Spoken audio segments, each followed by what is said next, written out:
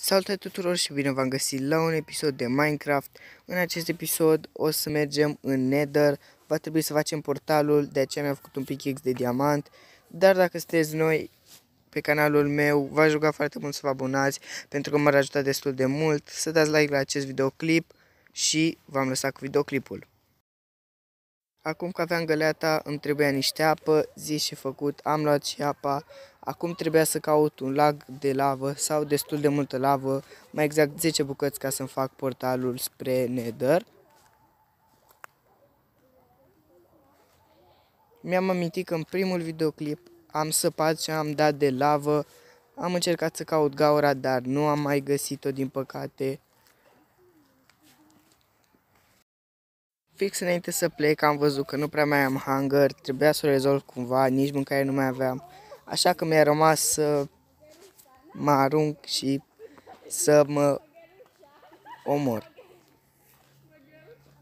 M-am dus să caut niște mâncare, dar nu am găsit nici măcar un animal, așa că am plecat direct în mină să-mi fac portalul.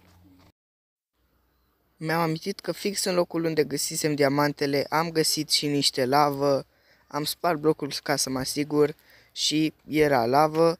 Mi-am amintisem că nu mai aveam absolut niciun bloc la mine, așa că a trebuit să apelez la instinctele mele și am reușit.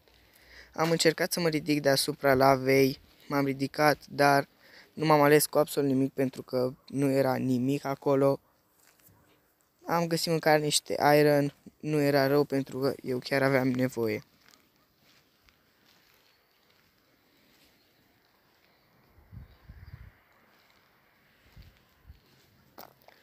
Am încercat în continuare să o caut, am găsit-o, dar nu eram îndeajuns de sus. M-am dus mai în față.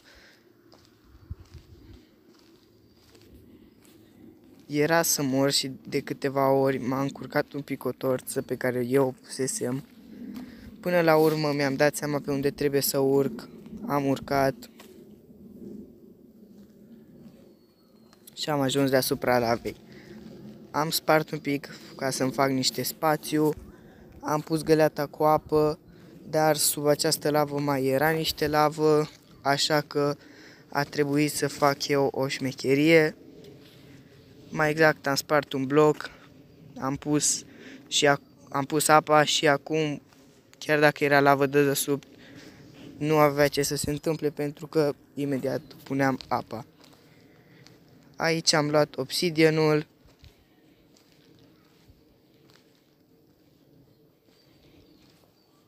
Când am spart acest bloc era să intru direct în lavă.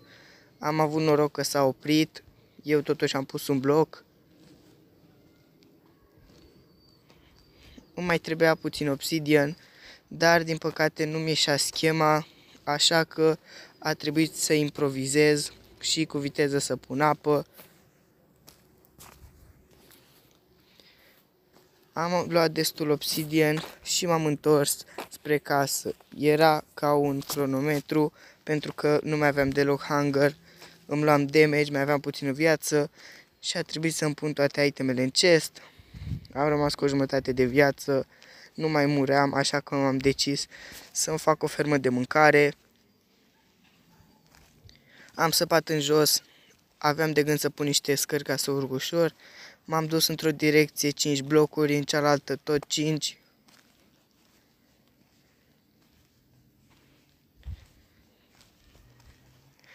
Am găsit și niște iron. N-am calculat la un moment dat așa de bine și am dat în mină.